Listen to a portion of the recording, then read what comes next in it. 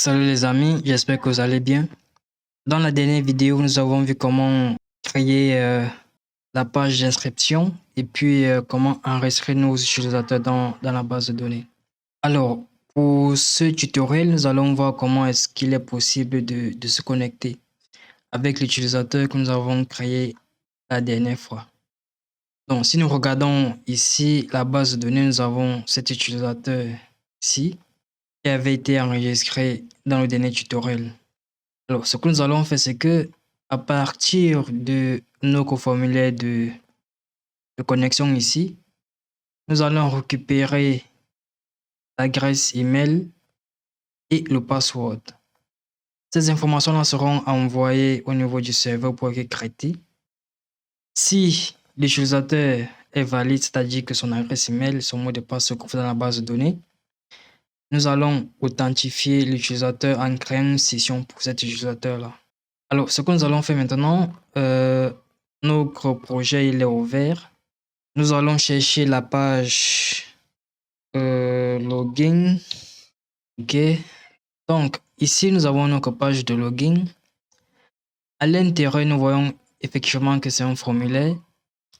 Nous avons un champ, un input texte, name, email, ok. Et puis ici, nous avons le mot de passe, un champ name, password. Très bien. Alors, cette partie-ci, elle est modifiée parce que nous avons là une div dans un formulaire. La div ici, qui peut être un bouton, mais ne peut pas envoyer le formulaire en fait. Donc, il faut le transformer en bouton ici. Donc, on va mettre button et puis on va spécifier le type. Le type, on va mettre submit comme ceci. Comme ça, lorsque nous allons appuyer sur notre bouton, il va envoyer les informations qui sont dans les champs email et password. Alors, nous avons enregistré. Qu'est-ce qui se passe lorsque on actualise la page? On soumet. Ok, ici, effectivement, nous voyons que rien ne se passe. Alors, il faut faire attention lorsque on envoie les informations au niveau du serveur. Un formulaire peut envoyer les informations sur get ou sur un post. Alors, ici, notre formulaire, nous n'avons pas défini la méthode. C'est-à-dire, nous avons ici form, mais nous n'avons pas la méthode qui va permettre au formulaire d'envoyer les informations au niveau du serveur. Alors, c'est pour cette raison que vous avez ici au niveau de l'URL, c'est envoyé sous forme de query string, c'est-à-dire que vous allez avoir vos différents champs sur l'URL de l'application. Ok. Pour modifier ce comportement, nous allons venir ici en premier. Au niveau de forme, nous allons mettre méthode pour spécifier la méthode de notre formulaire. Nous allons mettre méthode post. Très bien. On enregistre. L'autre chose qu'on pourrait spécifier, c'est l'action, c'est-à-dire l'URL sur laquelle le formulaire va être envoyé. Or, ici, nous n'avons pas besoin de spécifier une action parce que lorsqu'on ne met pas d'action, le formulaire est envoyé sur l'URL courante, c'est-à-dire qu'on ne définit pas une autre URL sur laquelle le formulaire va être envoyé. Alors, ici, on revient, on enlève cette partie ici, on clique sur se connecter. Donc là, effectivement, le formulaire, d'une certaine manière, est envoyé, mais pour le moment, les informations ne sont pas encore traitées au niveau du serveur. Donc la première chose, c'est que nous allons ouvrir notre éditeur ici. Nous allons nous rendre sur hôte, le contrôleur hôte. On fait CTRL P et on va chercher hôte. OK. Donc ici, on a hôte contrôleur. Effectivement, nous avons ici login. On va enlever ça. Nous avons effectivement login ici. C'est à partir d'ici que nous allons créer notre formulaire. Maintenant, il faut faire très attention parce que pour que cela soit fait, c'est-à-dire que pour que login ici puisse recevoir les informations en poste, il faudrait que cela soit défini au niveau de la route. Donc, ce qu'on fait rapidement, c'est que nous allons nous rendre sur route pour vérifier cela. Alors, sur route, nous allons voir ici que le formulaire, l'URL de login ici, nous avons un get et nous avons un post. C'est-à-dire que nous avons défini que notre URL route login pourra être accessible en get ou en post. C'est le post qui permet de faire envoyer les informations au niveau du serveur. Alors, nous allons retourner sur Hôte ici. La première des choses que nous allons faire ici, c'est que nous allons vérifier quelle méthode est-ce que nous utilisons. Alors, moi, je vais dire ici, je vais mettre méthode est égale à this request comme ceci. Et on va prendre get méthode. Alors, get méthode, je pense que c'est une méthode que j'ai déjà utilisée. C'est qu'elle va retourner le verbe HTTP qui est utilisé. Est-ce que c'est un get? Est-ce que c'est un post? Le crew signifie que ce verbe HTTP là va être renvoyé sous forme de chaîne de caractères uppercase, c'est-à-dire qu'en je sais pas comment appeler ça, en majuscule en fait. C'est revenu. Donc ici, ce qu'on va faire, c'est qu'on va vérifier if méthode est égal à post comme ceci. Alors, si nous sommes en post, c'est effectivement là que nous allons gérer nos coformulaires. Alors, si c'est en post, on va faire data normalement. Data est égal à this request get post. OK. Alors, si nous sommes en post, nous allons effectivement récupérer les informations qui sont envoyées en post au niveau du formulaire. Alors, ici, on va déjà vérifier si nos informations nous parviennent effectivement. Donc, ce que nous allons faire, c'est que nous allons faire un DD. On va dans de data. OK. On va retourner sur notre interface ici. Qu'est-ce qui se passe lorsque je mets par exemple ça? Et puis ça, je mets 1, 2, 3, 4, 5, 6, par exemple. Alors, nous avons ici l'adresse email et le password qui est envoyé. Ça, c'est déjà une très bonne chose. Mais si vous avez remarqué, vous allez remarquer que lorsque je tape ici 1, 2, 3, 4, nous avons le mot de passe qui est en clair. Donc, ça veut dire qu'au niveau de ce champ-là, login, on va revenir ici au lieu de type texte, nous allons mettre password. Password. Très bien. Donc, nous avons password ici. Donc, si on actualise, on va voir maintenant. Je vais taper. OK, nous avons bien notre mot de passe. Alors, par la suite, qu'est-ce que nous allons faire? Nous allons commencer à vérifier les informations qui sont envoyées. Pour ce faire, nous revenons ici. Donc, nous allons retourner au niveau de notre contrôleur ici pour essayer d'implémenter notre logique de connexion. Donc, la première chose, c'est que nous allons instancier notre modèle ici. Alors, nous avons user model est égal à new comme ceci, app model user. OK. Maintenant, nous allons essayer de valider par la suite les informations qui sont envoyées au niveau de notre formulaire de connexion. Donc ici, nous allons créer rôle comme ceci. Voilà. Rôle égale. On va ouvrir ceci. Là, on va mettre email. Email est requis. Et là, on va ajouter valide email, comme ceci. Et là, nous allons avoir password. Password est requis. Et nous allons mettre le nombre de caractères minimum à 8. Ok, une fois qu'on a fait ça, il va nous rester déjà à valider le formulaire, c'est-à-dire est-ce que le mot de passe est bon, est-ce que l'adresse email est valide. Donc nous allons écrire if not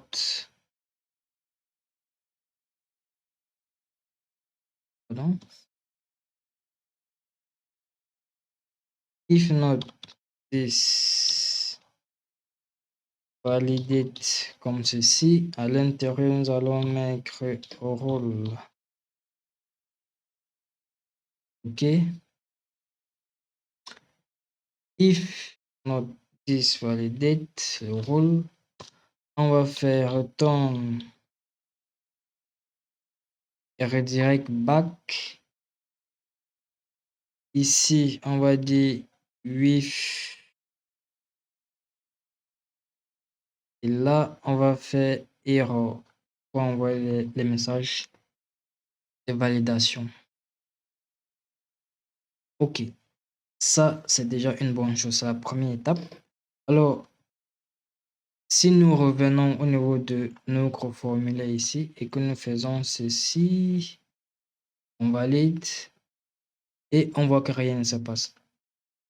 Alors, ce qu'il faut faire à ce niveau, mes amis, c'est que la dernière fois, au niveau de registre, nous avons fait un petit code qui permettait de récupérer les messages de validation. Donc, on va récupérer ce code-ci. En réalité, ce n'est pas la bonne pratique.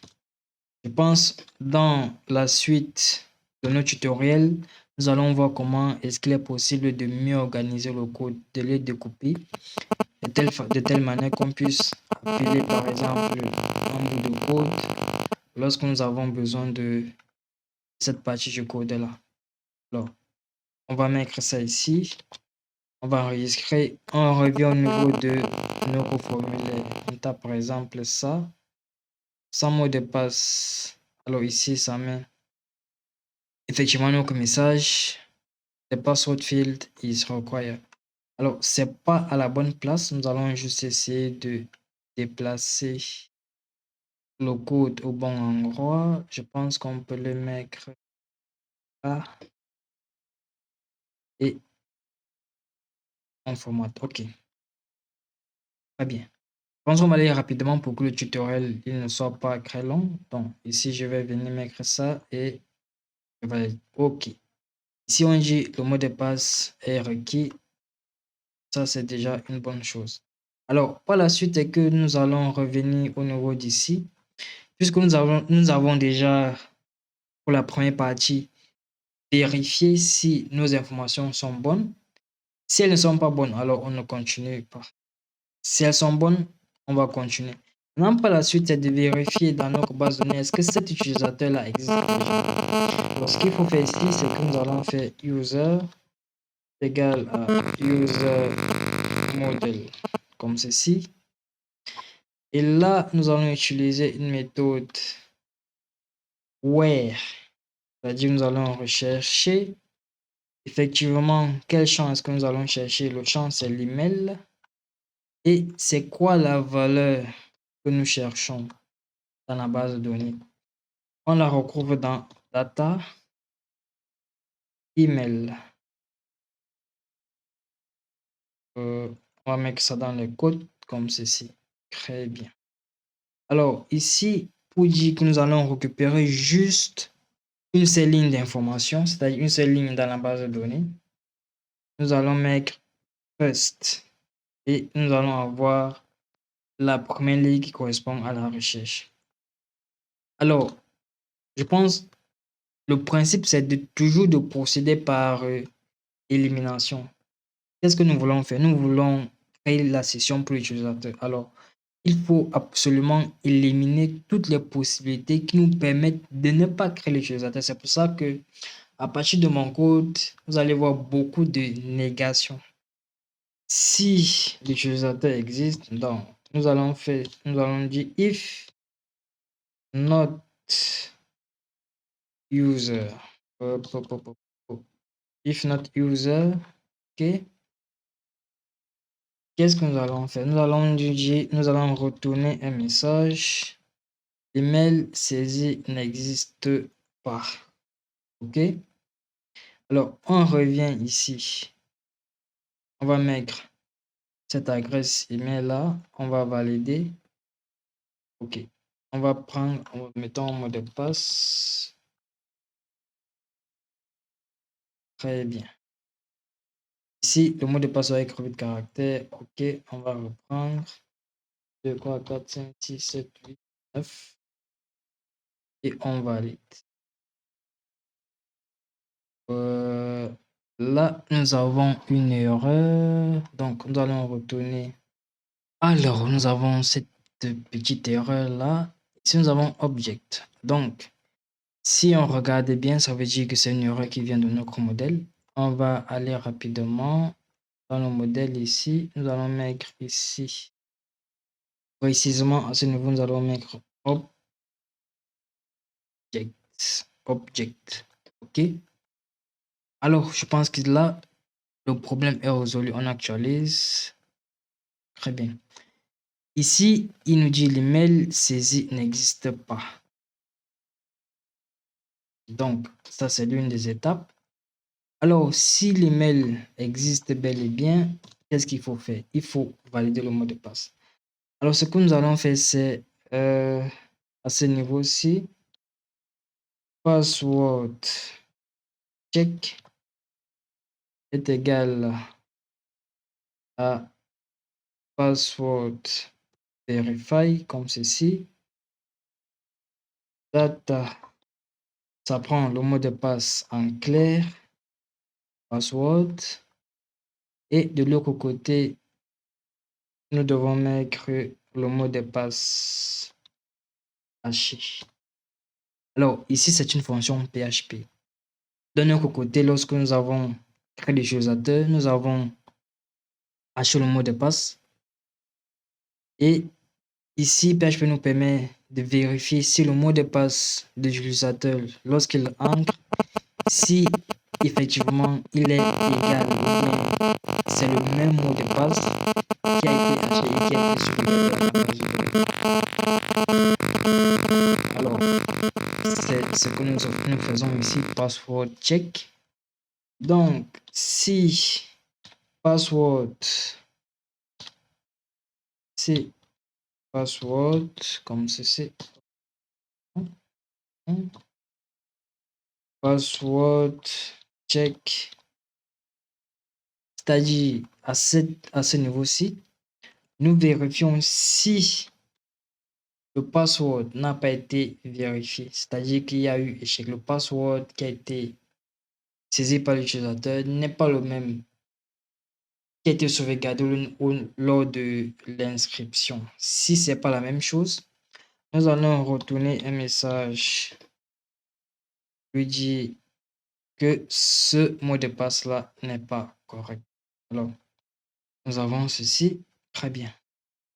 Alors, si maintenant le mot de passe, nous allons essayer. Avant de continuer sur le reste, nous allons retourner sur notre interface ici.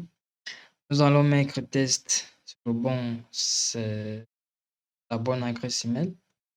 Si nous allons mettre 1, 2, 3, 4, 5, 6, 7, 8. Qu'est-ce qui se passe? Ici, nous avons effectivement le mot de passe saisi est incorrect. Très bien. Alors, on revient maintenant. Nous allons continuer. Si cette étape-là, c'est-à-dire que c'est l'adresse email, est bonne, si le mot de passe qui a été saisi par l'utilisateur a été vérifié effectivement, c'est OK. Il nous reste maintenant à créer maintenant la session pour l'utilisateur. Alors, ce que nous allons faire, c'est On va juste ici utiliser session. OK. Nous allons lui dire OK. Nous souhaitons que cette section-là s'appelle user. Et là, à l'intérieur de user, nous allons mettre les informations non sensibles de l'utilisateur. Alors, dedans, nous allons mettre l'ID.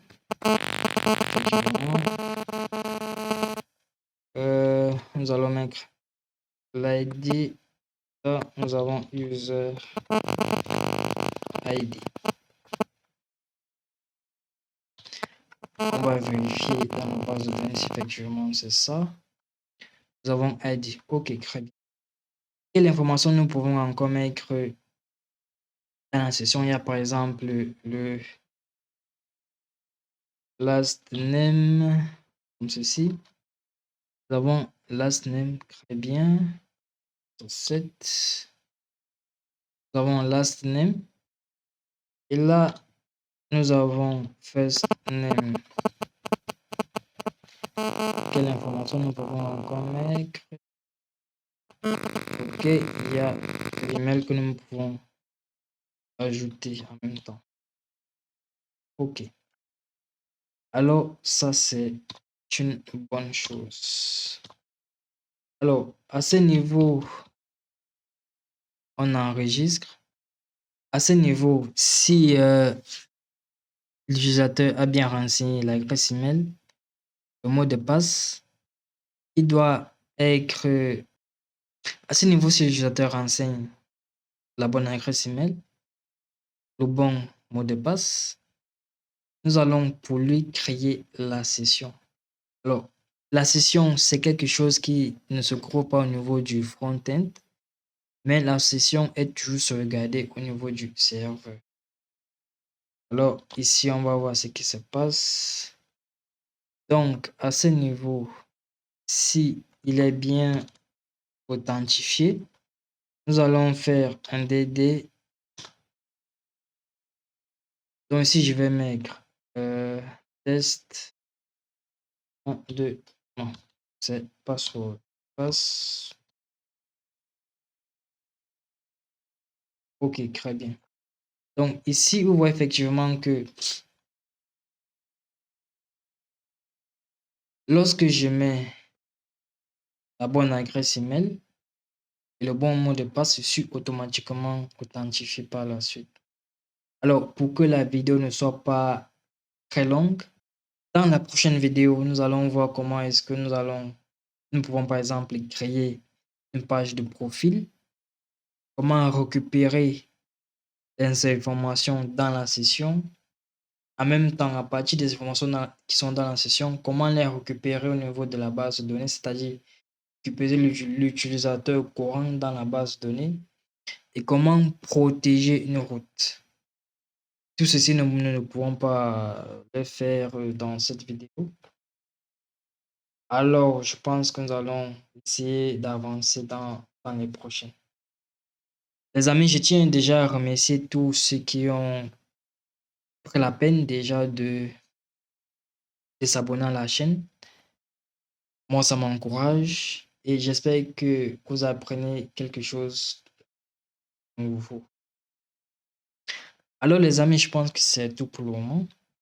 Ceux qui veulent m'encourager, je vous demande de vous abonner à la chaîne ou bien de cliquer sur le bouton like. Ça permet de savoir que le travail que je fais aide un certain nombre de personnes. Alors, on se dit à plus dans les prochaines vidéos. Ciao.